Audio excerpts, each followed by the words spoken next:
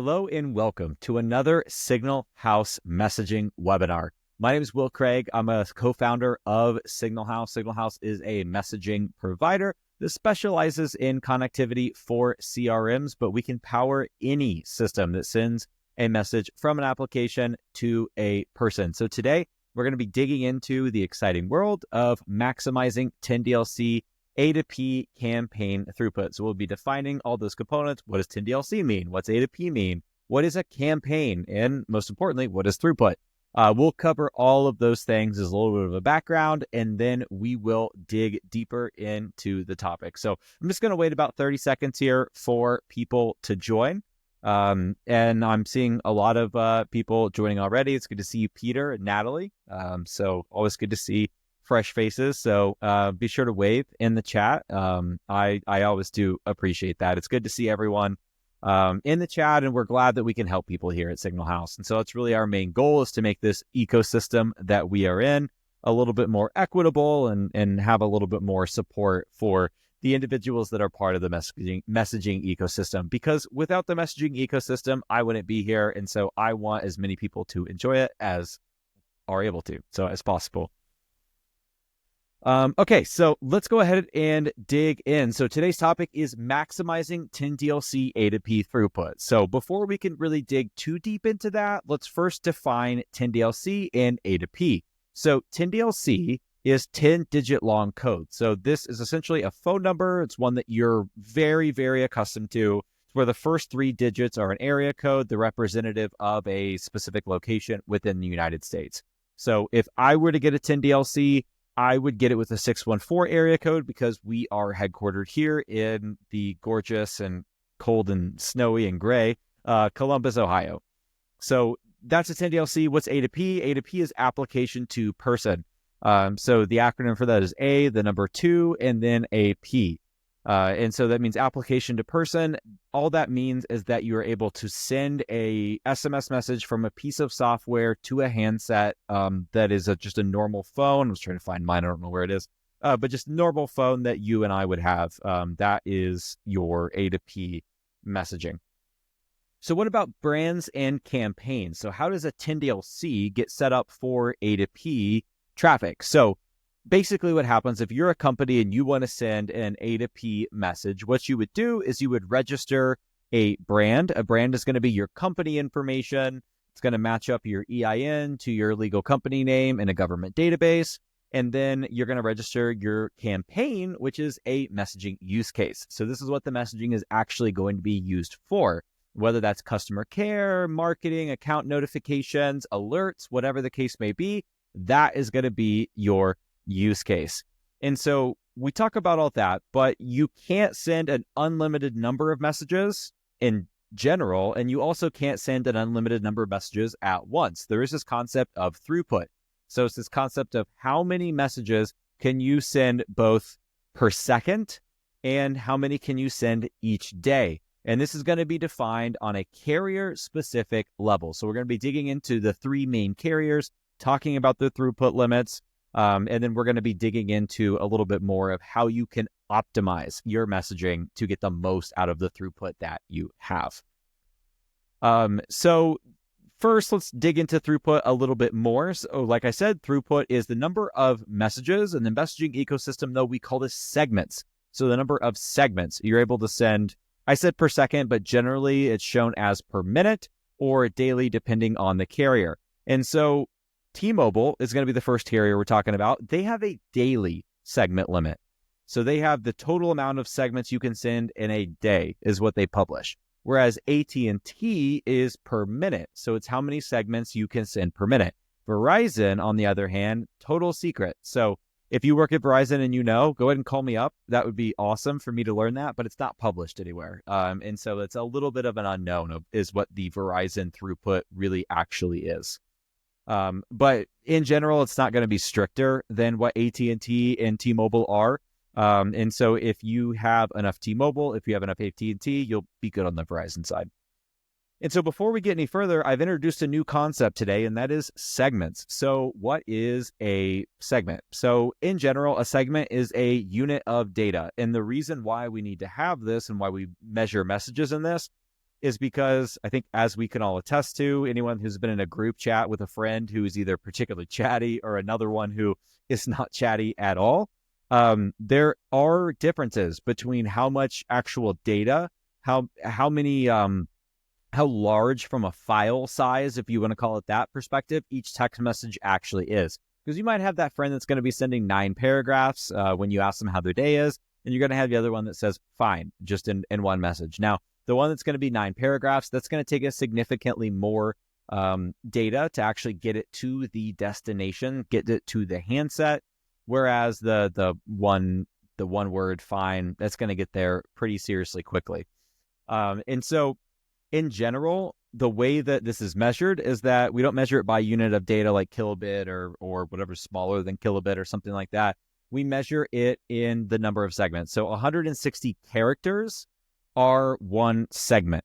Now, there's a caveat to that, but we'll get to the caveat here in a second. So 160 characters makes up one segment. So if you have 140 characters or if you have 2 characters, that's going to be billed the same. Now, if you go over 160, so let's say you have 200 segments, well, that's going to be 2 segments because 160 and the remaining 40 are going to be another segment. So if you had, I guess, 320, that would be 2, 321, that would be 3, and so on and so forth. So it's very easy to do that math. Now, I said that there was one caveat, and the caveat is that it depends on the message encoding language. And so I'm not going to get into the specifics of the technical stuff here.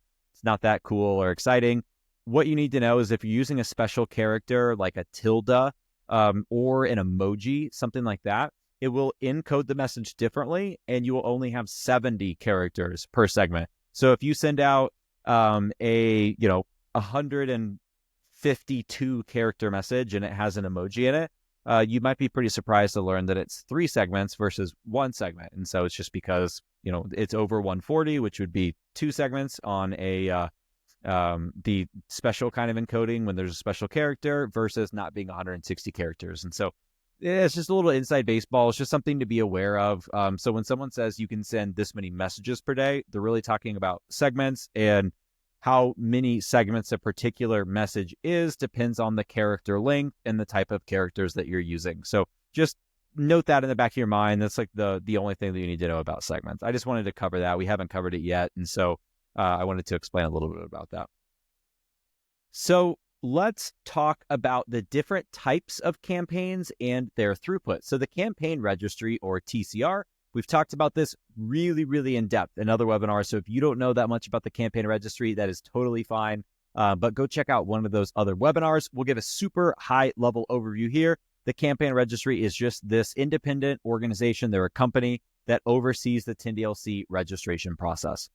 And so the Campaign Registry lays out 2 different kinds of campaigns. There's standard campaigns and there's special campaigns. Now, 99.99% of the people on this call are going to be using standard campaigns. Standard campaigns, and again, a campaign is a use case. So when we talk about standard campaigns, we're really talking about standard use cases.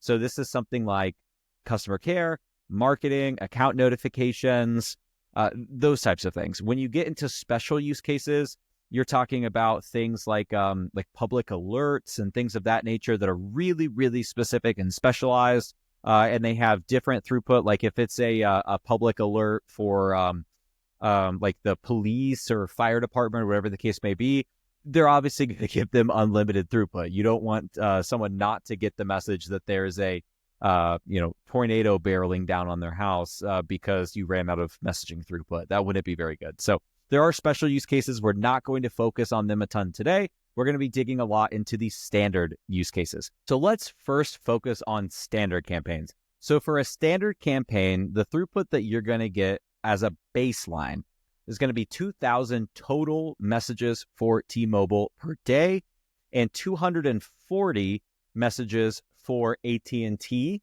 per minute on the SMS channel and 150 messages for AT&T on the MMS channel. So that's going to be your standard campaign.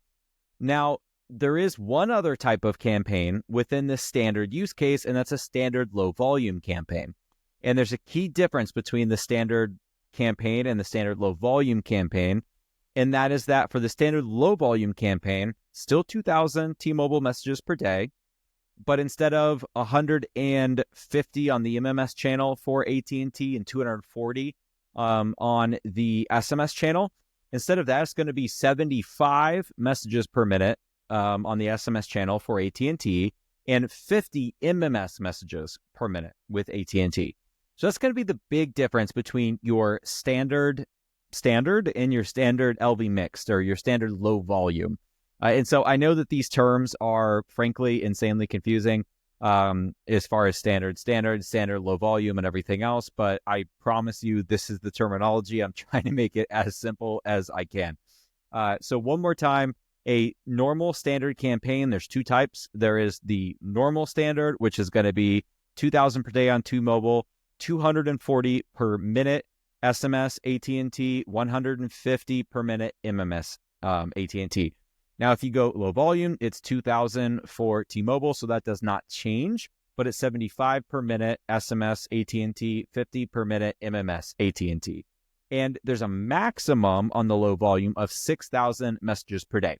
So I always say, if anyone's been in a webinar with me before on this channel, I will tell you every single time, in my personal opinion, you want to go low volume mixed if you are sending less than 6,000 messages per day. Really, if you're sending less than 3,000, if you're sending less than 6,000 messages per day, if you're sending between 2,000 and 6,000 messages per day, that LV mixed is going to be the perfect sweet spot for you.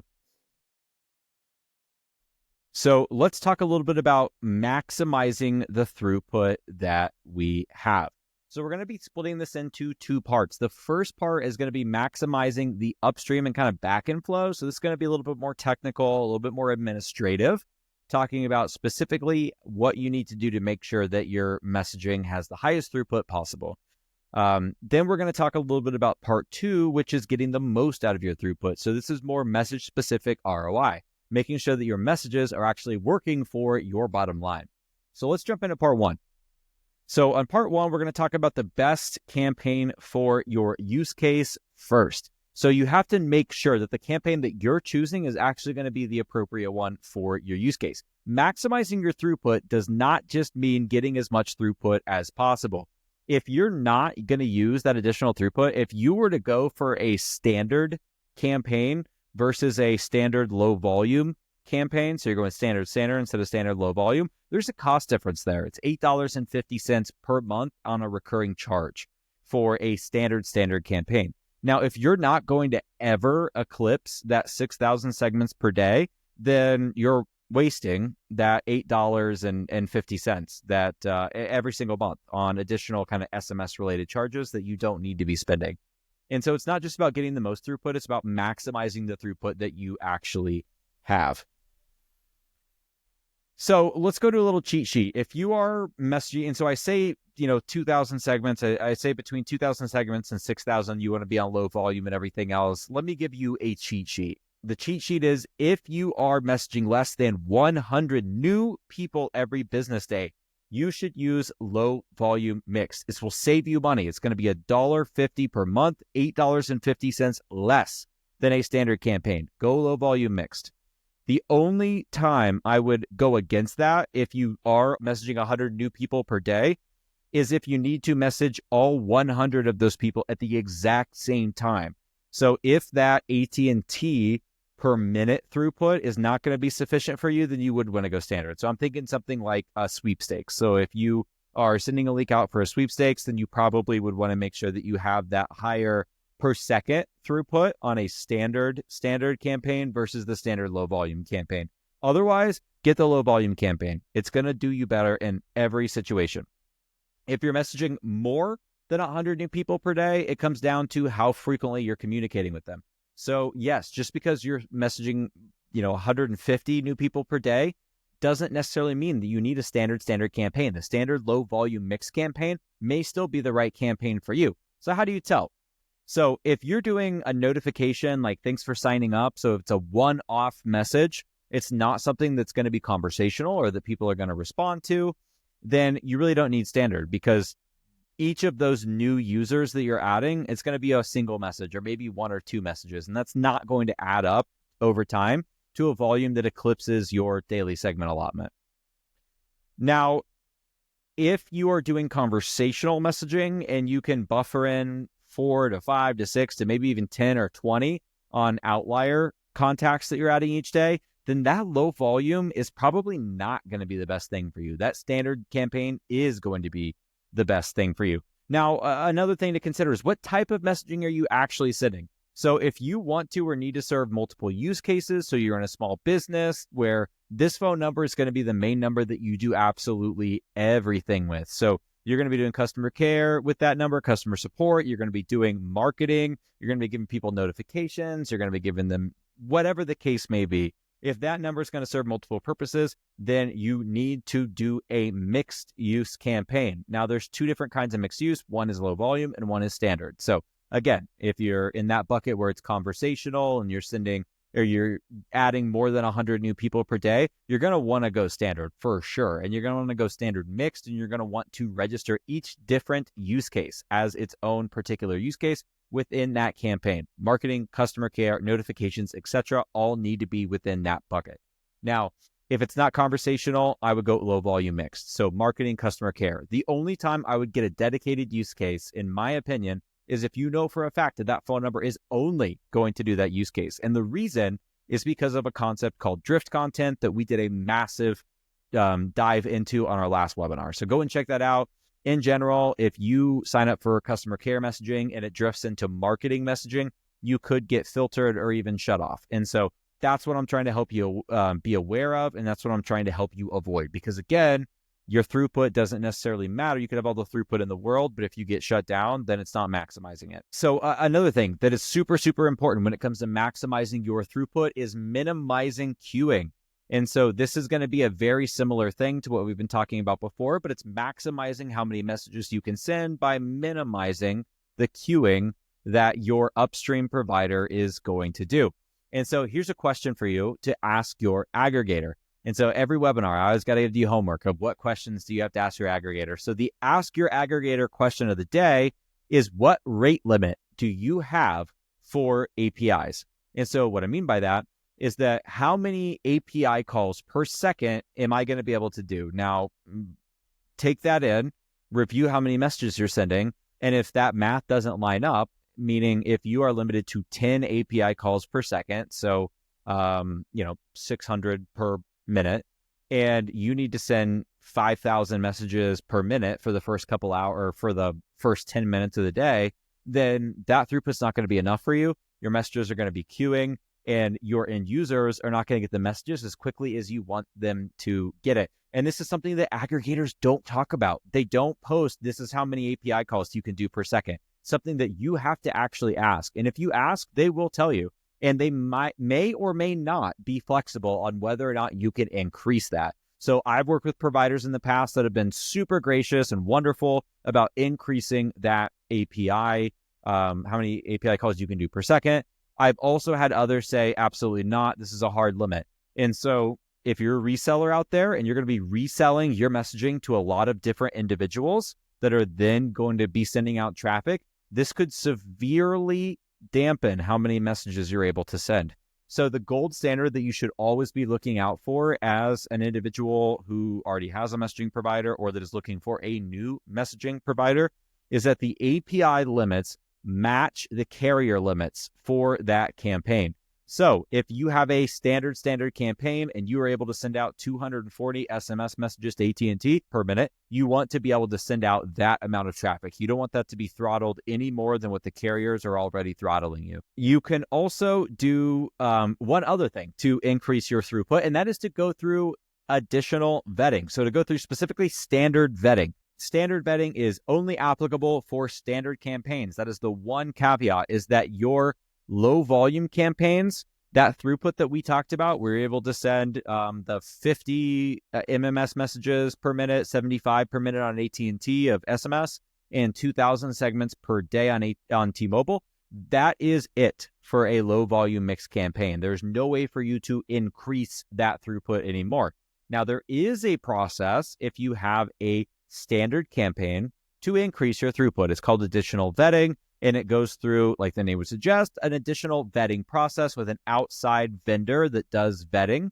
And they review your business, they review your use case, they review different items within your company that they deem either a low risk company where they can give you a high score and a lot of throughput, or higher risk company where they don't want to give you that much more throughput.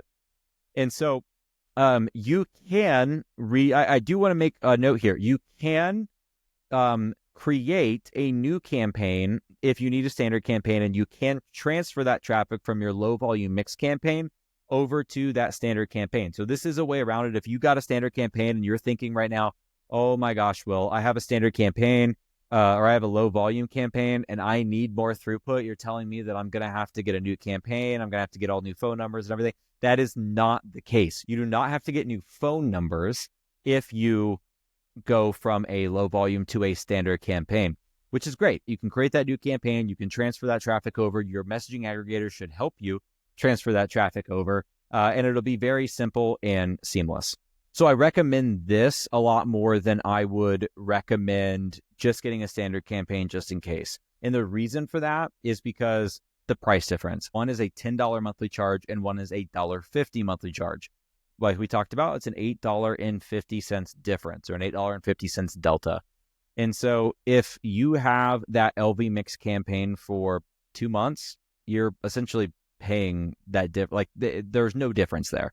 So, and again, because you can transfer that traffic over and transfer those numbers over to the new campaign, I would start with low volume mixed unless you absolutely know for certain that you're going to need a standard campaign. It's a way for you to save money, and it's a way for you to register multiple use cases under a single campaign. So I will always be on team low volume mixed campaign.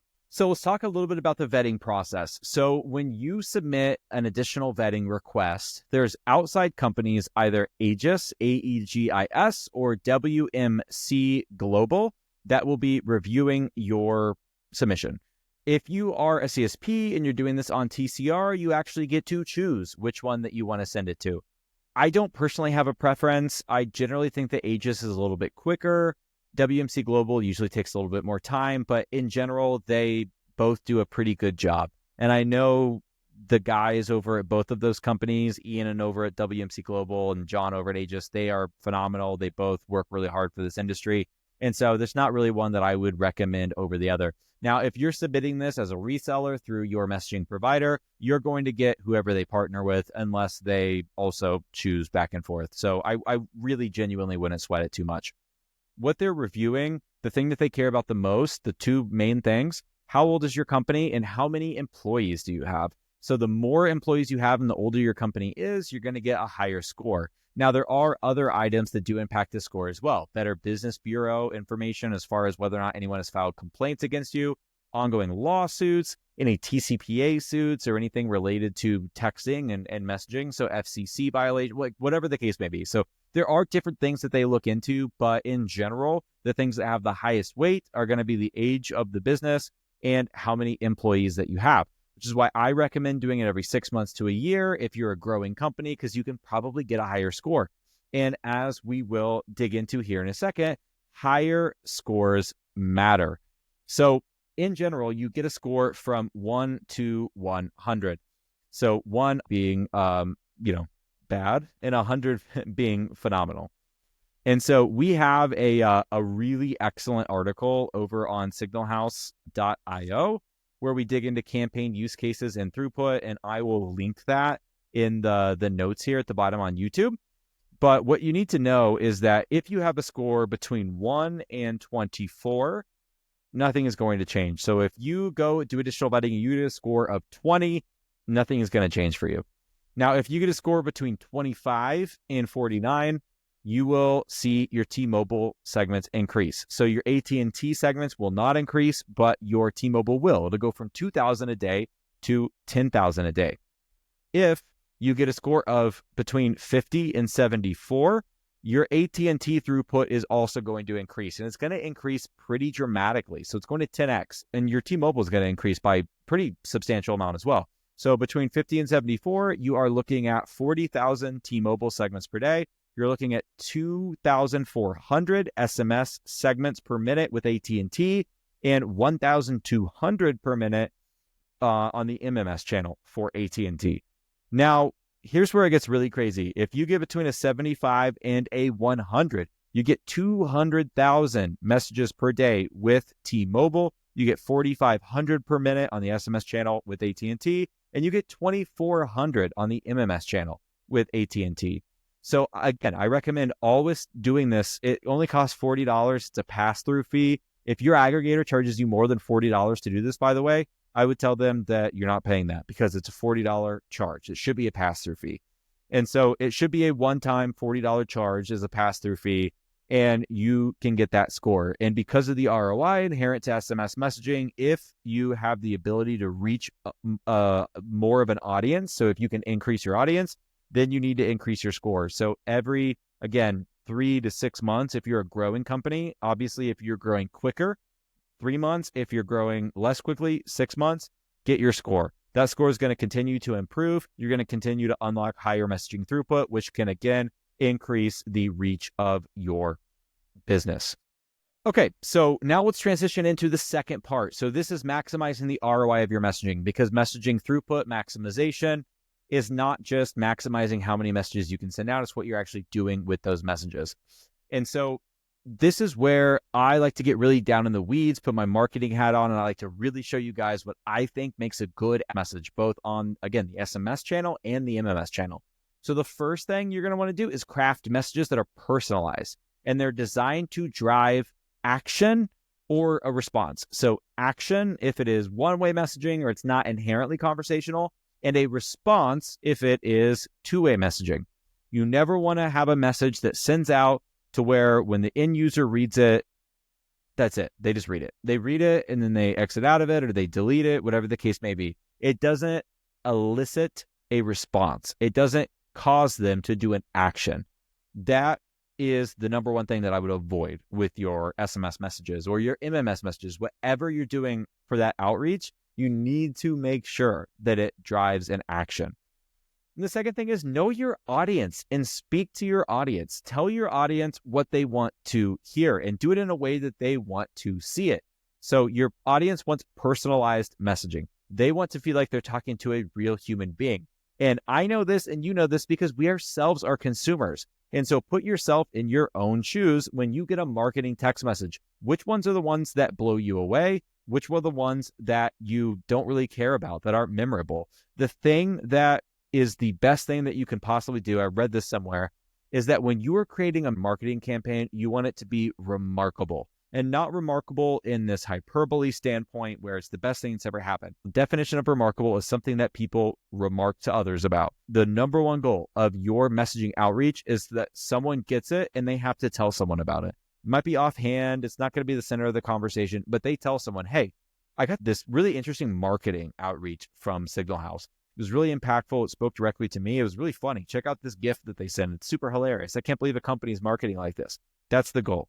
It's personalized. They feel like they're talking to a real human being, not a machine, not a computer, not an automated message. So in general, the messages that you are going to be providing are either going to be driving a response in the form of conversational messaging or an action in the form of a link.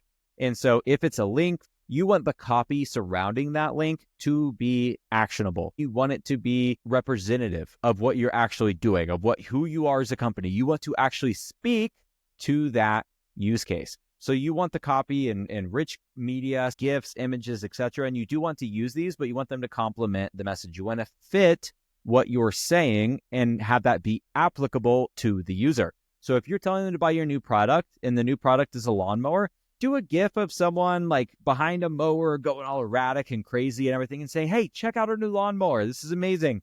That's going to grab people's attention. If you just put a picture of a lawnmower or a picture of the worst one is a picture of your business logo, that's going to distract them. We're humans. We like shiny objects. We like seeing an image and being like, oh my gosh, well, I'm going to stare at this image. We're not going to pay attention to what the text actually says. And it's very important when you're sending an SMS message out there and you want your SMS throughput to work for you, is that you're sending the right content for that. So a couple more quick points. You want it to be short and sweet. You don't want to write paragraphs to people. People have a short attention span. So when you're sending these automated messages out, you want these messages to be short, simple, sweet, and you want people to actually read it and engage with it. You don't want to add GIFs that don't complement the message. You don't want to put, again, your company logo as the image or write a paragraph. You want a message with a clear line of, what do I do with this? I know exactly what I'm supposed to do with this.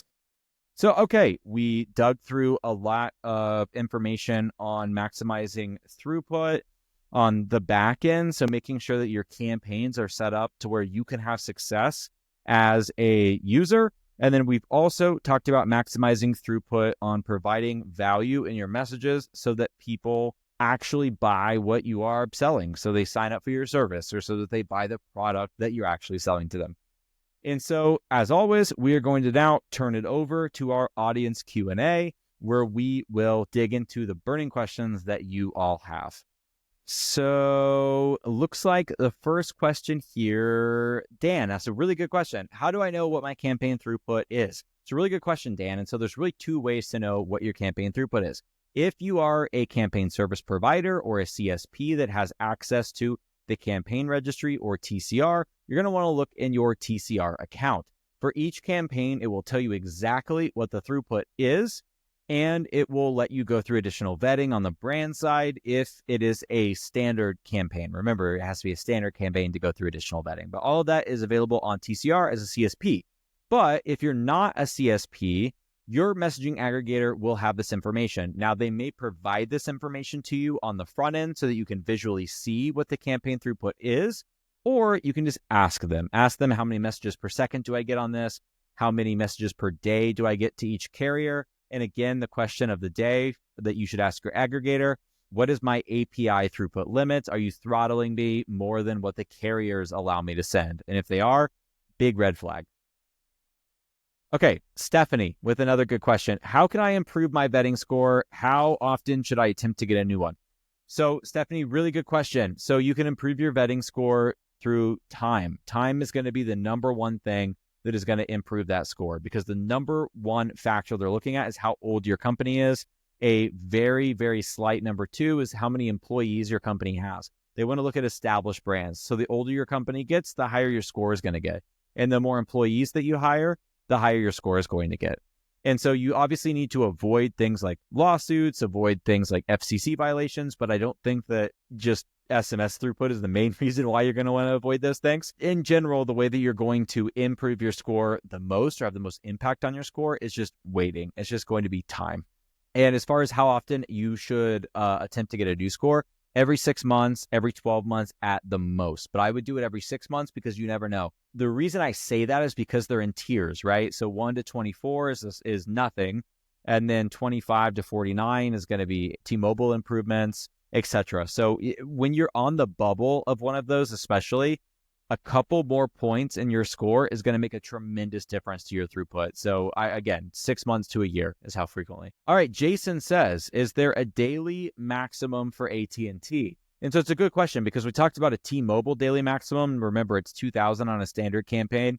On AT&T, that's measured by messages per minute. And so I guess the answer is kind of right, because if you extrapolate that out, if you get 240 SMS messages per minute, there's 60 minutes, times that by 60, times that by 24. That's going to be your maximum AT&T daily throughput for your messaging campaign. So you can kind of reverse engineer and do the math there. Most likely, the way you're going to be limited is how many messages you're able to send per second.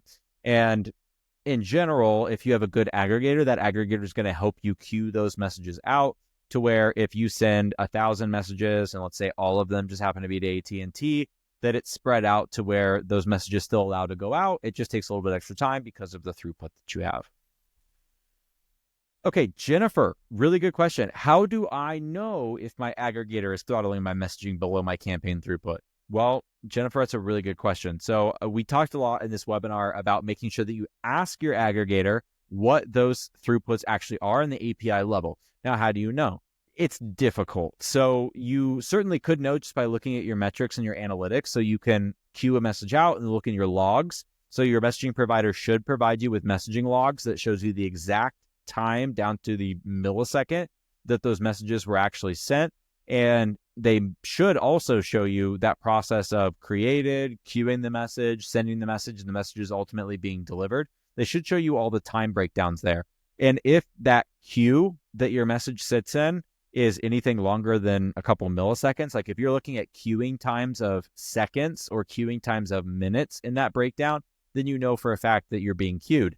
Now, you can also ask your provider, have any of my messages been queued in the last 30 days? And they should be able to give you that answer. Now, if they're cagey about giving you that answer, they don't keep logs back then and everything else. Again, I would just look at your logs. I would do some tests. I would have my list that I was already going to be sending messages out to. So this is not going to impact you financially or anything else. This is messages you were already going to send. I would click send on those messages, and then I would review how much time it actually took for those messages to go out. And then you should know, obviously, that it's for AT&T that should be sending out 240 per minute if you have a standard campaign. So I would do it that way. I would run a test if your messaging provider sort of sandbags you and won't give you that information. They should give you the information. So please ask them first.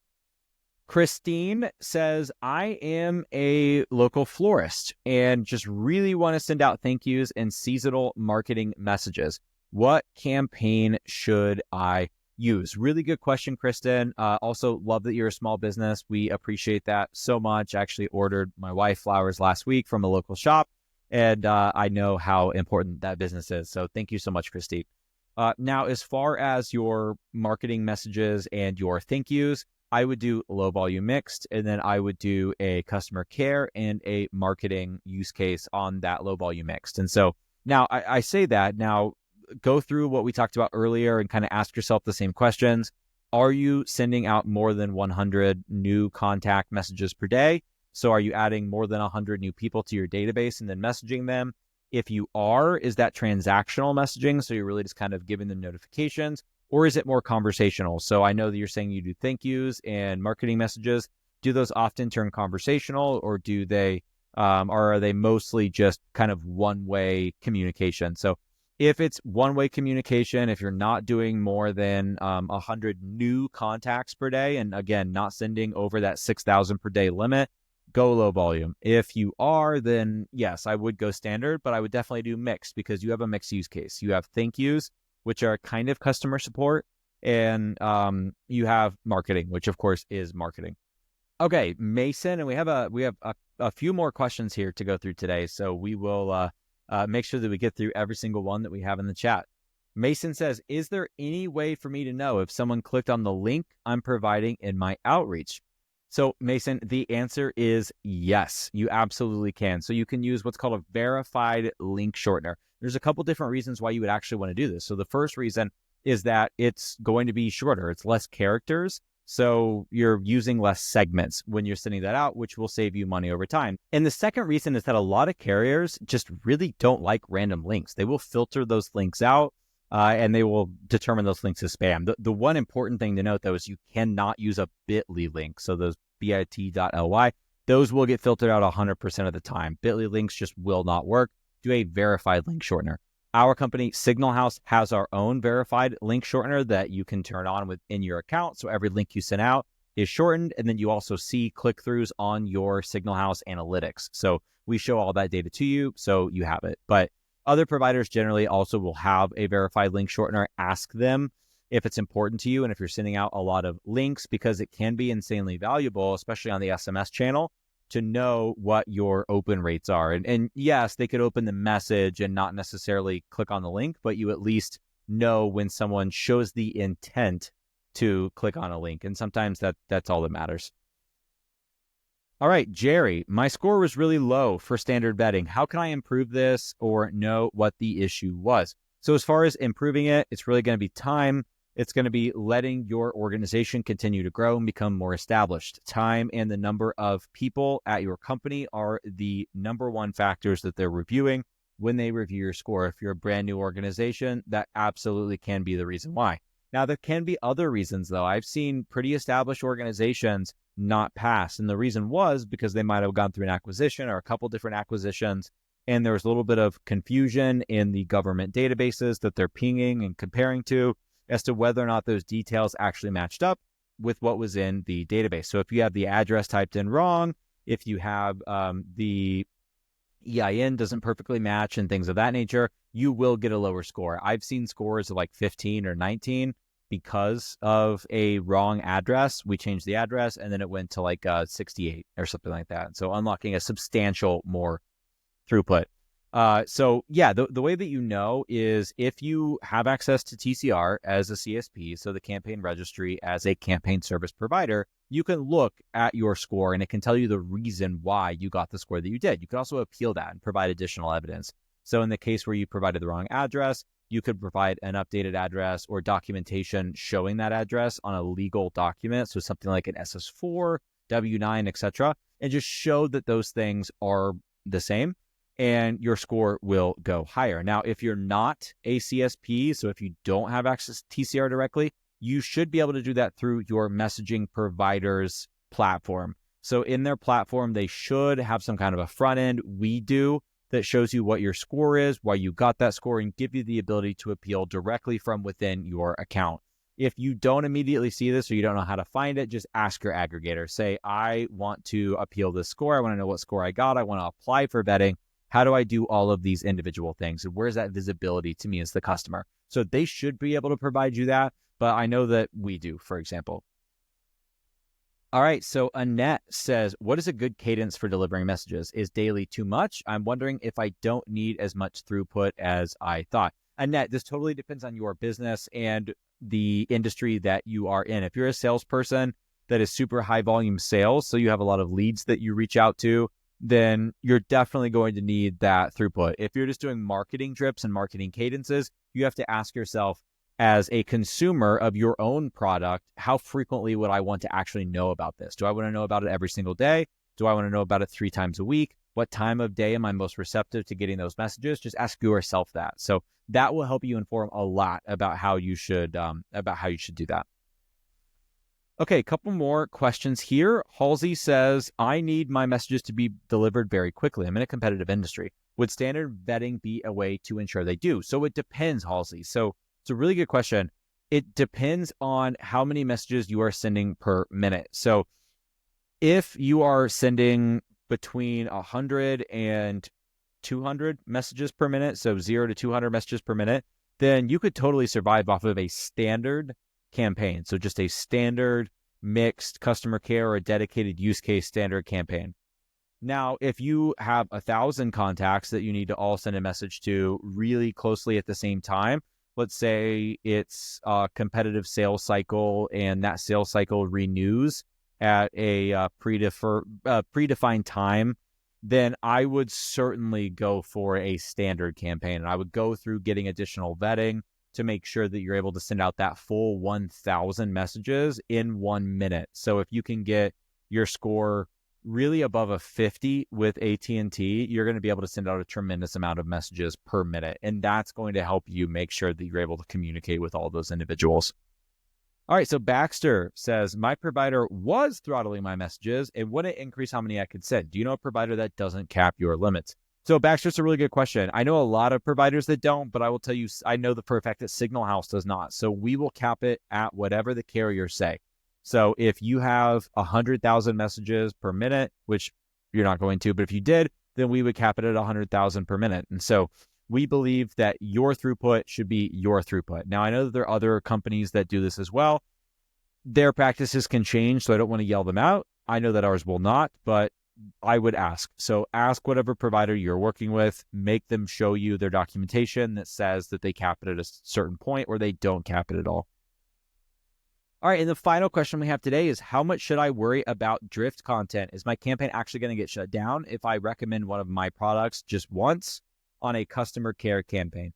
That's a really good question, Milo. So in general, no. So I don't believe, and I don't want to overtly tell you this, it certainly could get shut down for this, but I haven't heard of an instance of that. The reason why drift content is such a hot topic right now is because it was a major focus for the industry organizations that sort of oversee this entire messaging ecosystem in 2024. So in 2024, they said that this is a massive priority for us. We want to make sure that we limit drift content. If you need to have multiple campaigns, get multiple campaigns. If you need to be on a mixed use case, be on a mixed use case. They wanted to make sure that if you as the consumer consented for customer care messaging, that you were not somehow getting marketing messaging. Now, that line, especially with customer care, depending on the industry you're in, can bleed into marketing really easily. And so because of that, I think you do get a little bit of a broad brush stroke with how you word those messages.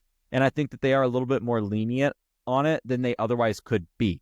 But it's not guaranteed, and it's not guaranteed forever. So I would always go mixed use if you know you're going to have a mixed use. But in general, there has to be repeated abuses of this, and it has to be pretty clear and obvious that you are trying your best to circumvent the process for that to actually happen.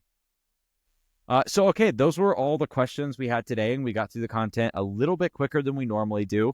But in general, I hope you learned something. If you did, please be sure to share this with someone else that could benefit from knowing that knowledge as well. Give us a thumbs up on the YouTube video. That certainly does help us. Make sure that we get the message out there to more individuals so that we can help more people be more informed on the messaging ecosystem. So right now we're doing these webinars on Tuesday, Thursday, and uploading them to YouTube afterwards. So you should see those in your YouTube inbox, usually in the evenings on Thursdays and Tuesdays. We're also uploading individual videos Monday, Wednesday, Friday, and then shorts daily. So we're pumping out a lot of content that is designed to help you as a messaging provider or as a consumer of messaging providers in the messaging ecosystem. So as always, I'm Will. You can reach me at will@signalhouse.io. And I hope you guys have a wonderful rest of your day. So thanks so much.